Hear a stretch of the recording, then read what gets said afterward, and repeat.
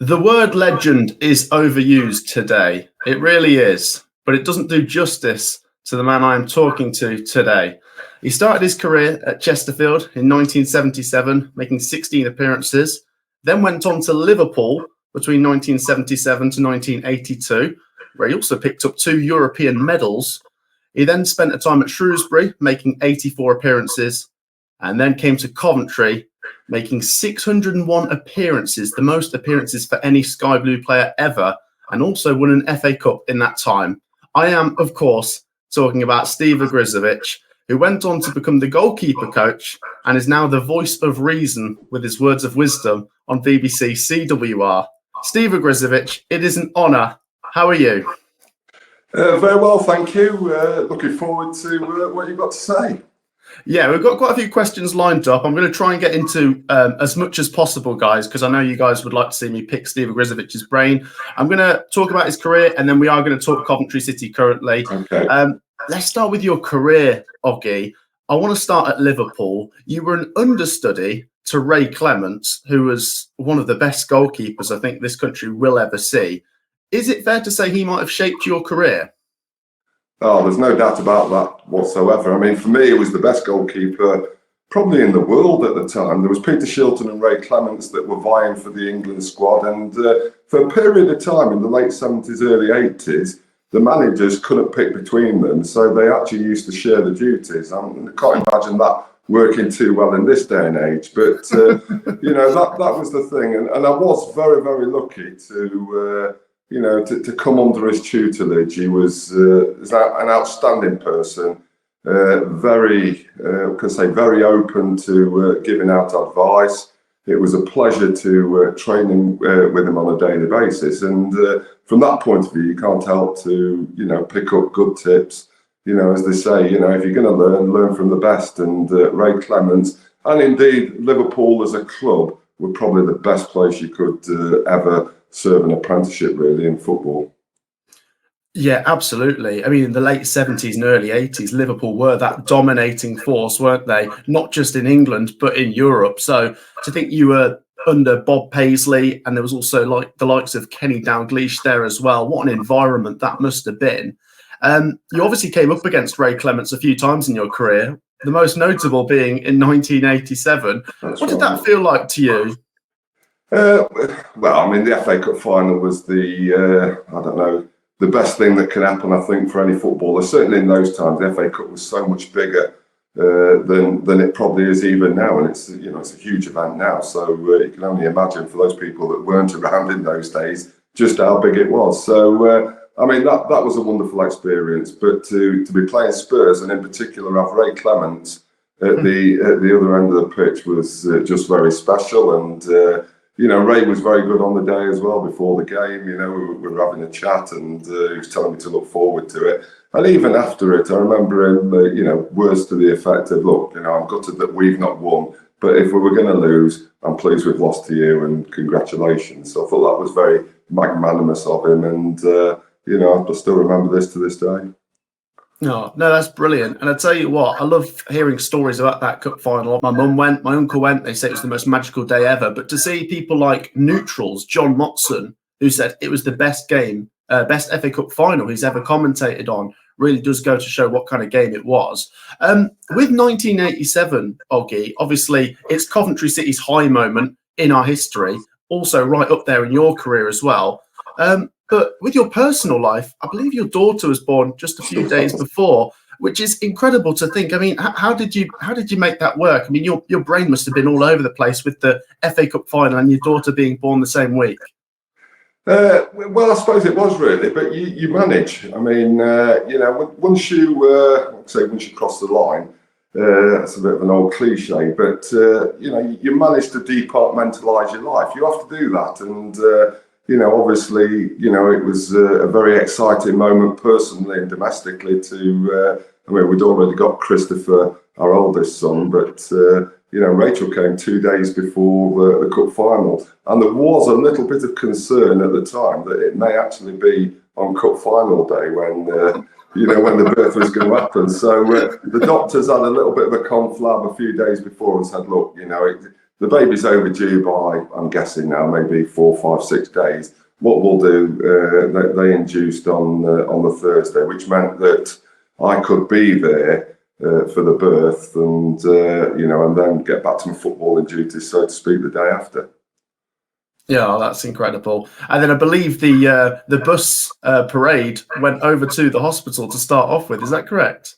Well, it did do. I mean, listen, we had a fantastic tour of the city during those days, and anybody but anyone was out on the streets. I mean, it's just incredible. I think the police and the system, I think they'd allowed probably, I don't know, around about an hour for the bus to go around and get to the city, and I think it took about 3 hours. There was just that many people, the bus couldn't get through. And one of the things that John Sillett and George Curtis did before was said, look, we've got the route, but can we do a detour? We're going down, I think it was the Walsgrave Road. Can we do a detour and go around the hospital? And, that was great, because obviously my wife was still in there at the time. I think childbirth was probably not quite as... I'm not going to say it's easy now, it's not, but in those days you're probably in 6 or 7 days, and my wife was, so we could go around, and I suppose I'm just trying to think back now, but when we went by the building, I mean, all the patients that could were out at the windows cheering. I don't know how they managed to get hold of scarves and pennants and hats and everything like that, but they did. And it was, it was just part of that wonderful experience. Yeah, honestly, 1987 is undoubtedly the high point in the Coventry City history. I tell you what, you were at Coventry City from 1984 to the year 2000 as a player. And in that time, we were obviously in the top flight, and there was a lot of nail-biting relegation escapes. Here's one for you, Steve. This is a really difficult one. Which relegation escape was the most impressive or the most shocking? Because there's a couple that really spring to mind here. You got 1985, where I think you had to win the last 3 or 4 games to stay up. But 1997, away at Tottenham, you made some big saves in this game, and you needed Sunderland and Middlesbrough to both not win as well. I mean, I think you were 9-1 to go down on that day.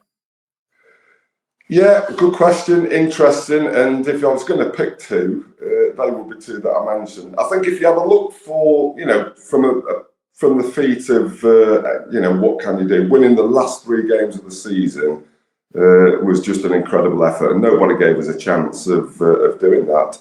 Football was a little bit different then. It was before the Premier League, and for one reason or another, I think we'd had a flu epidemic over Easter, so we had a number of games called off. And in those days, it wasn't quite as organised and regimented now, where everybody kicked off at the same time on the last day of the season, so that so that nobody knew what other people were going to do. We had these 3 games to play, and on the face of it, they're quite difficult. 2 of them, I think Stoke had already got relegated. People expected us to possibly win that one. We did 1-0, and Stoke missed a penalty with about 5 minutes to go as well. Ian Painter came up, rattled the crossbar. I like to tell people I got a touch to it, that I was nowhere near it. And interestingly, we signed Ian the following season. So the conspiracy theorists were all out there wondering if we'd done a deal on the pitch. So we got that one out of the way, and then it was Luton at Highfield Road. And Luton were a very good side. I think they were, 4th, 5th in the First Division then. Brian Kilcline, I think it was, put us ahead again. Not that long, 12, 13 minutes from the end. We hung on for a 1-0 victory, and that meant that we got 1 more game left. If we won it, we stayed in the First Division. If we lost, it was relegated. We just happened to be playing the league champions, Everton. I mean, they were an outstanding side at the time. I think the fact that they probably not played for a couple of weeks, because again, it was way after the back day, probably helped us. I also hear that they've been on holiday, so again, that probably played in our court. But I just remember the atmosphere that day at Highfield Road. It was a full house, and the fans were right behind us. I honestly believe, even if Everton had been there absolutely at the peak, I just think that we'd have done it that day. It ended up being comfortable, a 4-1 victory. And that was just, I don't know, it was my first year at the football club. So to avoid relegation in that manner was a brilliant way of doing things. But, to answer your question, I've got to compare that against 1997. And obviously football only started in 92, didn't it, when the Premier League was born. So I suppose we've got to look at that. The thing about that particular relegation campaign is there was an enormous amount of, press and media activity at the time. And everybody was putting a price on how important the game was. And the price of it in millions pales into insignificance with today's money. But in those days, it was massive money to stay up. And, I think that the football club, the players, everybody felt the pressure of that, as indeed did everybody else that was fighting the day. But yet again, come the last day of the season, away at Spurs, who were a decent side, as we know in those days, we just had so many people travel from Coventry, so many good luck messages. The fans were absolutely brilliant. And as a footnote, where I say that everybody starts at the same time on the last game of the season now, well, they did in that day, except that there was a reason why, for some reason, it was delayed 20 minutes. So I think we got ourselves 2-0 in front. They got back 2-1, and the whole of the second half, we seemed to be penned in, doing a lot of defending. And, with about 15 minutes, 20 minutes left, we were starting to get messages from the touchline, from the fans, that, indeed, if we hang on to this win, we're going to stay up in the league. So that probably was the most nervous, the most tense, the worst 20 minutes of my footballing life, really, until that whistle went and we realised that we'd survived. Some great memories. It was, can you compare staying up, on the last day of the season to winning a major trophy? Well, it's difficult, the different types of jubilation, but I can tell you there's not a lot deal of difference the way you feel. It was just great memories, really. Yeah, honestly, especially when relying on other results, you really do feel like it's out of your hands. But well, I think the key thing that day was I was at the Spurs end, they were almost sucking the ball our way in those days. But people were giving me messages from behind. I was looking over to the bench, and I was also trying to focus on the game because you don't want to run away with yourself. Very difficult in that situation. So some people are telling you the results. You've better got to stay up, and then you're all thinking, do I believe them? The Spurs fans. And then you're looking over to your bench, and there's a few people quite poker faced there. But I think the biggest giveaway really that day was probably for one period of the game, you could feel the nervousness and tension of the Coventry fans. They all went a little bit quiet at times, and I got the impression. I thought, do you know what? I think that the results have gone our way. If we win this game, we're staying up, and thankfully that was the way it transpired.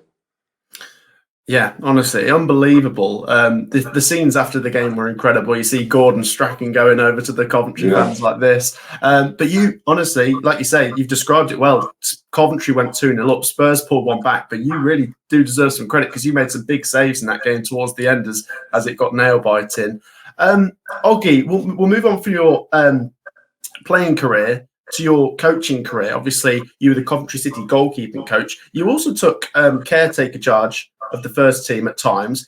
I was going to ask a question. You don't have to answer this, but do you have any regrets? And one I was wondering to know is, did you ever wish you were the first team manager, like on a long-term basis, or not really?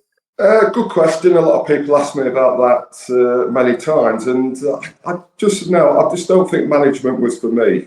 I always describe myself as a player. I think I was quite an intense player. Everything had to be right. And, all my enjoyment of playing was retrospective after the job was done. Before the game, it was always a case of it's a potential banana skin.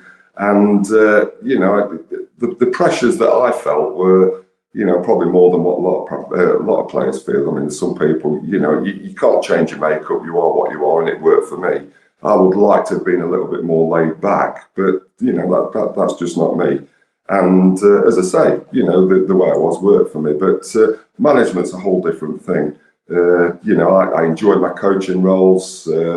certainly I was goalkeeping coach for quite a long period of time, but I also took I was academy manager for 5 years. I took the under-18s, took the reserves for a number of years where you're dealing with a team. And even then, when you're dealing with those players, you do feel that there's two things. One, if you lose, or if you're not playing well or players aren't developing, you do take it a little bit personally because it's a job of a coach to try and improve those players. And, when I look at the goldfish bowl that managers are under these days, especially with social media and everything like that, I just don't know if I'd have coped that well with it. I really don't. So I was quite happy to do the roles that I did do. I thoroughly enjoyed my coaching days. And, as I say, the best thing to do in football is to play. But if you can't play, coach. And, you get real fulfillment there watching good young players improve and go on to have careers themselves. That's a great answer, that. Like I say, you were an incredible servant to the club and you're still connected. We're going to come on to Coventry City currently in a second, but Christmas is coming up, Oggy, and there is a Gavin and Stacey special coming this Christmas. I think you might know where I'm going with this. I think so. Do you watch Gavin and Stacey, and did you know you were going to get a feature? Did you get Nessa's present? Yes, I've got her some goalkeeping gloves. Would she want a pair of them? She's the coach at Coventry City. She's still really good friends with Steve Ogrizovic. Oh, right. First question, I didn't watch Gavin and Stacey the time when I was mentioned, and it was incredible because, I probably got more people ringing me up and messaging me over that particular appearance than they ever did through my career. So they made me more famous than I was before. Where the connection came from, I'm not really sure. Do I watch the programme? Have I watched all the episodes? Well, of course I have. I'm not sure there's many people in the country that haven't. It's a wonderful programme. And, that question crops up regularly, trust me. I was surprised to find out you were still good friends with Nessa. So, but yeah, obviously so. I'm looking forward to seeing the Christmas special this year. We'll see if you get a mention. Like I say, let's talk about Coventry City currently. You were at the Sky Blue Lodge the other day, I think I'm right in saying. How do things seem? Yes, I was. I had a really good. I like to go down once a year. I took my grandson Leo. He's 6 years old now, so he's really into his football. Loves Coventry City. Loves going to the game. So he had a fantastic time. And I've got to say, it was really enjoyable. It was nice to meet the staff. Obviously, I know Mark Robbins, but a lot of the other staff that I knew. Georgie Boateng I knew through my playing days, so it was nice to meet up with them again. But also the players who by and large, they change so much these days. And, they were very good as well. They came over, made a fuss of Leo, had lots of photographs and everything like that. So I can't thank Mark and the club enough. Really enjoyed that experience. And by the way, I've got to say as well before that, what a place our training ground is now. I mean, the incredible work they've done. I've been retired now, 5 years? The place is unrecognisable from, the times when I was there. So much money's being spent, and it really is a training ground to be proud of. And, I think any potential signee, anybody who wants to come and play for the club, when they get looked round there, would put it into perspective. 5 years ago, 4 years ago, you would have hit any player from the training ground. Now, it's something that you're really proud of. And I think players can go in there and think, crikey, what a great place to, to be able to play football, to train, and to lead your life between games. No, that's incredible to hear. It's like so appealing now. I did hear that they were doing a lot of work down there, I believe this summer just gone. Let's get into the football side of things. Obviously, you follow Coventry City up and down the country at BBC, CWR. I really love your commentary. And honestly, I think most Coventry fans do tune in after the game because they want to hear what you have to say. Honestly, it is words of wisdom. So I want to get your thoughts on another poor start. We'll talk positives and negatives, but it has been another poor start for Coventry City. Is it to do with coaches leaving? A lot of people have made some noise about that. And also the goalkeeping situation, because we have rotated a little bit this season, and it'd be interesting to get your input on that. Well, the first thing, we're making a habit of not having great starts, aren't we? I mean, it started 3 years ago, or 2 years ago, when we had a poor start to the season. And they've all been for different reasons. Two seasons ago, we played the majority of the games away from home. We had the on-off, signing would we lose players near the transfer window. I think Don Iron went out right at the death. So I think that upset the balance of the football club that year. Last season was a little bit different. We had quite a lot of new players. I mean, I can't remember, it was getting into double figures. So it does take time to blend and balance those players. And then for some reason this year, I thought we would start better because there weren't so many changes, so to speak. But we did have a change of coaches, off the pitch. And again, we've had what we probably call a slow start. But, the league's very competitive. If you have a look at all the starts, certainly, the start 2 years ago, we went on to get into the playoffs, a penalty kick away from the Premier League. I mean, how close can you get? Last year, I do believe we probably would have got into the playoffs again had we not had that magnificent cup run. And for different reasons. I mean, everybody enjoyed Wembley last year. We talk about a toenail away from being, in an FA Cup final again. So again, great memories. And I think that cup run and that semi-final absolutely burnt the players out. They were spent, and at the end of the season was a little bit of a damp squib from that point of view. But 2 brilliant seasons on the back of really poor starts. And, I'm hopeful that this season's the same. It's not been a great start. We had a really good win, a good comeback win against Luton. And you've got to remember, Luton in the Premier League last year, they'll pick up and they'll do well this season once they get themselves going. But that was an incredible performance. Even when we were 2-0 down, I think people were looking around and saying, well, we don't deserve this. We've had lots of chances. And thankfully, they managed to turn it around. So I hope they get a lot of strength from that result and they can build on it and do, the type of things that they've done in the last 2 seasons. Yeah, I completely agree. And like you say, it is worth reminding ourselves when any single person tries to say Robin's out, which doesn't happen very often, by the way, but when we have a poor start, you get 1 or 2 people that feel like they need to say it. He has picked us up from the depths and he has taken us to the verge of another FA Cup final, which is, last season was a taste for my generation of fans, what 87 was like for the Coventry fans, because I went to Wolves away and OGGY, I'm still not over that yet. What a game. I mean, lost for words for that game. There were so many good games, wasn't there? And people often, they talk about the Wolverhampton game, talk about the semi-final game. We were so good in that FA Cup run last season. It started, I think, in January when we blew Oxford away at the CBS. Was it 6-2? I think we had another 6 goals against Oxford. I can't remember what the Sheffield Wednesday was. We had a couple of... We had a replay in that one, but it was just a really good performance. It gained momentum all the way through. And you talked previously about the club, the manager, Mark Robbins. I mean, I don't like it when I hear people, talking about, maybe changing a manager because we've had a poor start. We've got to look at the 7 years he's been at the club. We were in Division 2, promotion from Division 2, promotion from Division 1. We've had 4 Wembley visits during that time. Consolidation in the Championship and then into the playoffs, an FA Cup run. You can't get much closer than a semi-final extra time.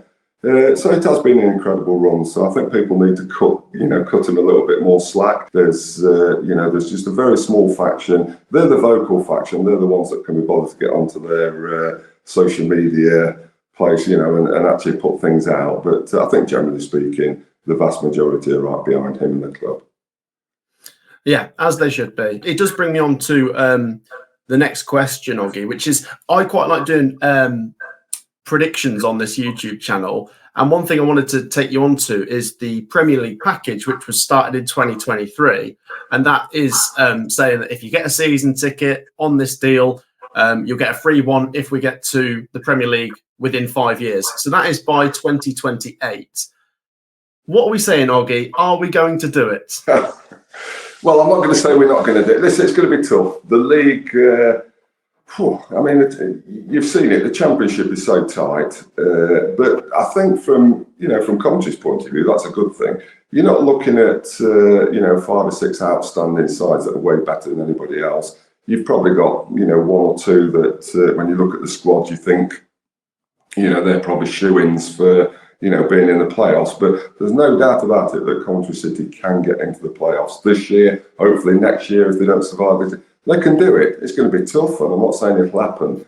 But every year they've got an opportunity the way that they're playing. And, I think that's why we love it. That's why you've got full houses at the CBS. You're seeing exciting football. And I think people are also seeing a team that potentially can go on to great things. Yeah, that's a really good answer. It really does feel like there is a connect, doesn't there? You know, I mean, obviously, like I say, with the poor start, I have said that it is results that are going to bring the fans together that might feel indifferent about this poor start. But you are right. You know, there is 25,000, 26,000 more at the CBS now, all wanting this team to do well and to get back to where they belong. I think, Matt, as well. I mean, when you look at the CBS, it's incredible. I mean, you know, we know it as the Rico for many years, but you know, from the opening in 2005, even when we were in the Championship, there was not a lot going on. The club was treading water, really, getting steadily worse every year, even though every year you expected to get better. And there were very, very few memories in the stadium, you know, outstanding, notable games. You know, I can think of maybe Chelsea was it 2008 in the quarterfinals when we got beat 2-0. The comeback game against Gillingham, you know, for different reasons was, you know, was a nice experience. But, you know, people, including myself, were starting to think this place is a little bit soulless because it was hard to get, you know, an atmosphere in there. And the reason is because, you know, you have to have a winning team. You have to have exciting football. More importantly, you've got to make sure that there's probably 18,000, 20,000 fans or more in the stadium. When you do, and when you add the ingredients that I've talked about, I mean, you know, the atmosphere has just been incredible. And it's intimidating. I didn't think it could be as intimidating as that, but it is. And the fans make a difference. And I think there's been lots of results in the last few years where, had it not been for the fans, you know, and home support is important, you know, we maybe not have got some of the victories, some of the points that we did. It's a great place to go and watch football now. The experience is brilliant. And one of the most wonderful things really is when you look around, you know, the supporters, the mix of supporters. When I played, it was generally male, and it could be, it was quite intimidating. I mean, now it is a family atmosphere. You see people decked out in, you know, Coventry City shirts. You see, you know, there's a lot of women go to football now, a lot of young girls, young boys. You know, that's, you know, they're the future of the club. And it really is, what can I say, you know, a great example of being able to bring, you know, the future supporters into the club. And, you know, I just love it. Yeah, no, I completely agree with that. And it's, you know, getting that next generation ready as well. Because I've got a son who's not even 2 years old yet. And I think he's already had 4 or 5 Coventry City shirts. So, yeah, that's it. I'm trying to take him up the right path. Like I say, brilliant to see where the club's come from. Some people, you know, might forget that we were playing at Northampton, we were playing at Birmingham, we had a points deduction. So it's incredible to see how far we have come. And that, like I say, is down to Mark Robbins and the players. Final question, Oggy. Do you have a personal favourite or a most exciting player that you'd pick from this team? There are plenty. You know, this Coventry City team has got quite a bit of flair. But is there one which makes you get up out of your seat any more than the others? No, I've got to be careful because I see them and go in there occasionally. Not really, no. You know, I think all of them for different reasons. You know, I get a lot of enjoyment watching the football. I mean, you know, they're a team rather than individuals. You don't look at Coventry and go, right, it's one individual that's bringing them along. No, a couple of years ago, it might have been Gyökeres. I mean, you know, he was wonderful to watch. Gus Hamer was wonderful to watch. I used to really like Callum O'Hare. You know, when he was here, you know, I thought he had something a little bit different. You always expected things to happen when he was there. I could talk about them because, you know, they've moved on. From this team, you know, I think it's, you know, the majority of this team are going to get better. They're going to be better footballers next year, the year after, and whatever. So I think we've got more to come from this group of players. And, you know, I'm enjoying the football that I saw. I thought we had you know, it was a wonderful game, wasn't it, against Luton at the weekend. And you just wish for more games like that.